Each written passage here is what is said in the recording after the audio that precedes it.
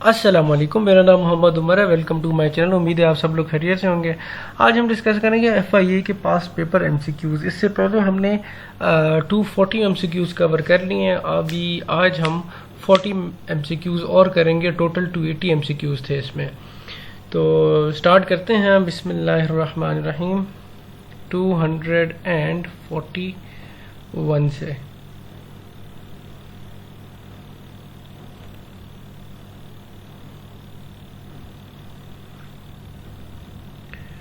Okay. Which is the most polluted country in the world? Peru. उसके बाद है which is the biggest economy of the world in January 2010? उस time United states of America biggest थी। मैंने अभी check किया, USA अभी भी बिगेस्ट है। अच्छा, उसके बाद है 243 who has the knowledge of interpretation of dreams? Dreams की इंटरप्रिटेशन की नॉलेज किसके पास थी? वो थी हजरत यूसुफ अलैहिस्सलाम। उसके बाद है who adopted the title of अमीरुल मोमिनीन? अच्छा, मोमिनीन है, आर नहीं है ये, तो ये कौन थे? हजरत उमर रज़ियल्लाहु अन्हु। उसके बाद है व्हेन वाज मक्का कॉन्कर्ड? बहुत इजी है, बहुत इंपॉर्टेंट है, 8 हिजरी। The first consensus was conducted in India at the time of Lord Mayo.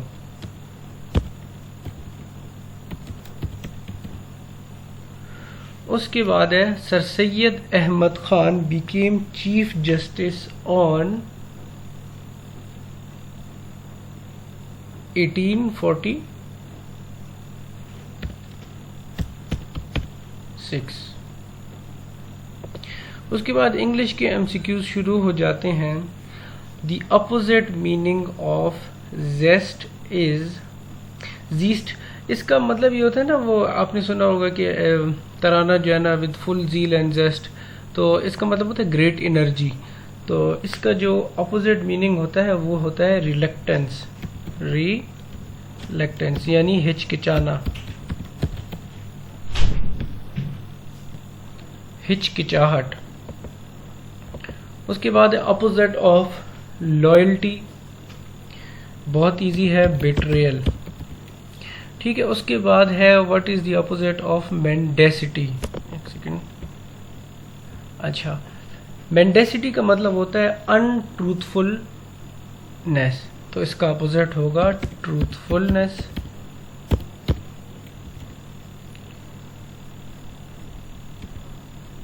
उसके बाद है द अपोजिट ऑफ नोबल। एक होता है ना कि वो नोबल फैमिली है और ये इस तरह। अपोजिट ऑफ नोबल क्या होगा? कॉमन। नोबल पीपल और common people. The opposite of smear. Smear क्या होता है? दागदार। दागदार। और इसका अपोजिट क्या होगा? पॉलिश, जिस तरह जूते पॉलिश करते हैं ना। उसके बाद है the opposite of tautology. Tautology होता है ना कि गैर ज़रूरी तौर पर दोहराना, किसी चीज़ को, बातों को गैर ज़रूरी तौर पर दोहराना। तो इसका अपोजिट होता है मुख्तसर यानी ब्रेविटी, BREVITY। उसके बाद है the opposite of while is धोखा देना। वाइल का मतलब होता है धोखा देना, तो इसका अपोजिट क्या होता है? आर्टलेसनेस यानी इनोसेंस।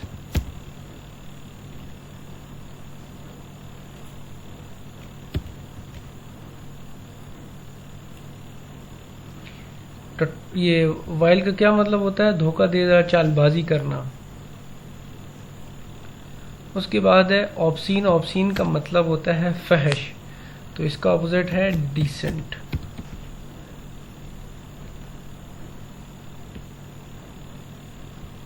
256 पे है द अपोजिट ऑफ पॉसलैनिमिटी इज, पॉसलैनिमिटी का मतलब क्या होता है? इसका मतलब होता है बुज़दिली, लैक ऑफ करेज या डिटर्मिनेशन। तो इसका जो अपोजिट होता है वो है मैग्नैनिमिटी, MAG, मैग्नैनिमिटी, और इसका मतलब होता है अजमत वाला, या आप कह सकते हैं कि बहुत ज़्यादा जेनरस। उसके बाद है द अपोजिट ऑफ रेटिसेंस इज, रेटिसेंस का मतलब क्या होता है? रेटिसेंस का मतलब होता है रिजर्व रहना या मतलब साइलेंट रहना, तो इसका है फ्रैंकनेस। उसके बाद है the similar meaning of listless. Listless वो होता है जो दिलचस्पी ना लेने वाला हो। इसी तरह लिस्टलेस का जो सिनोनिम होगा वो होगा इनडिफरेंट,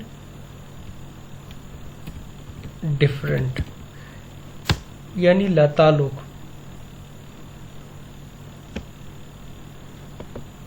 उसके बाद है 259 पे the similar meaning of ma'am is, ma'am की मानी होती है कि जख्मी करना, वाउंड करना या फिर उसको डिसफिगर करना, यानी कि वो बहुत ज़्यादा जख्मी करना कि अगला बंदा इस तरह मतलब उसको डिफ़िकल्टी हो चलने में या इस्तेमाल करने में या कुछ भी करने में।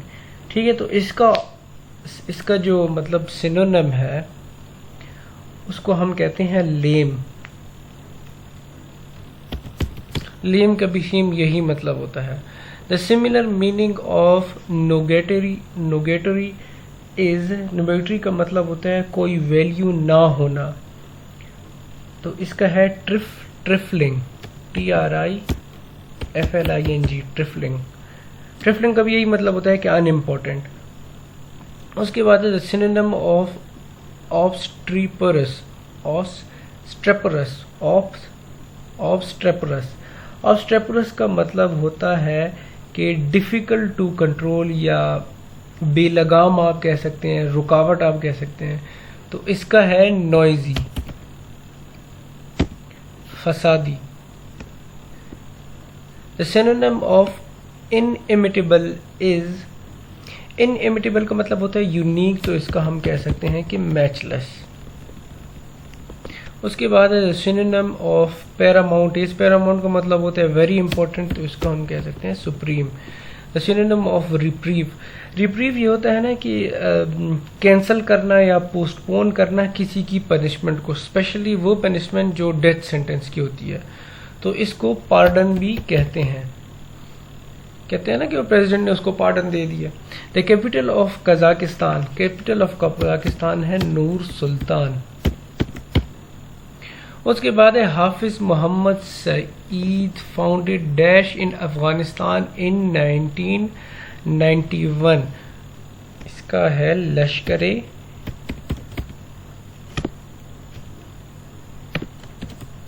तैयबा।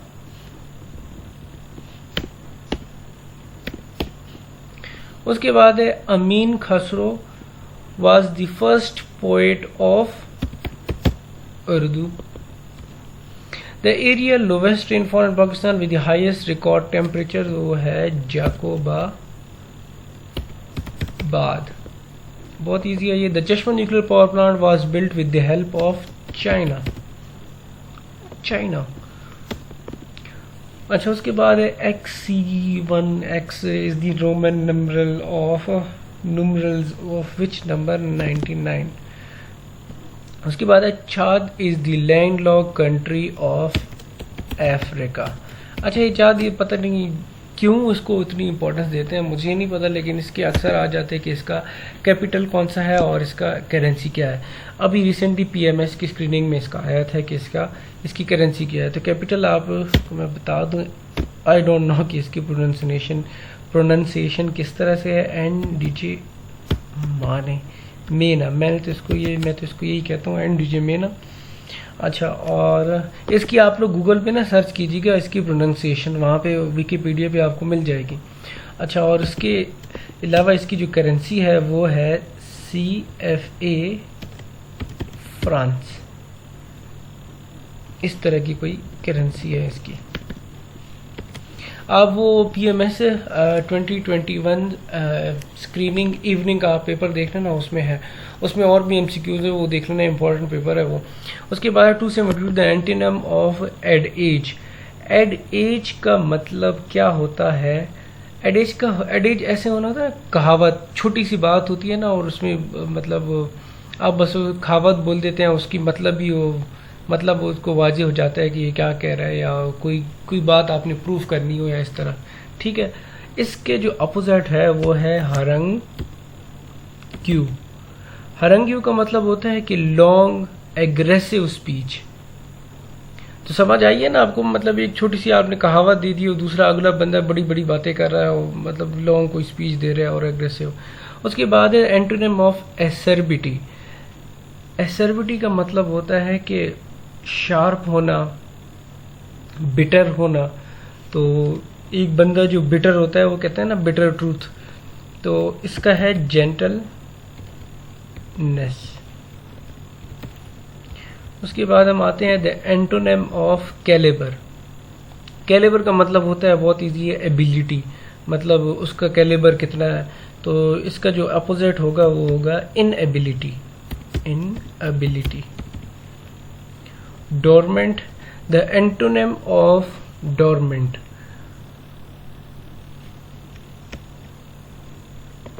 डोरमेंट का मतलब होता है इनएक्टिव और इनऑपरेटिव, तो इसका मीनिंग होगा एक्टिव।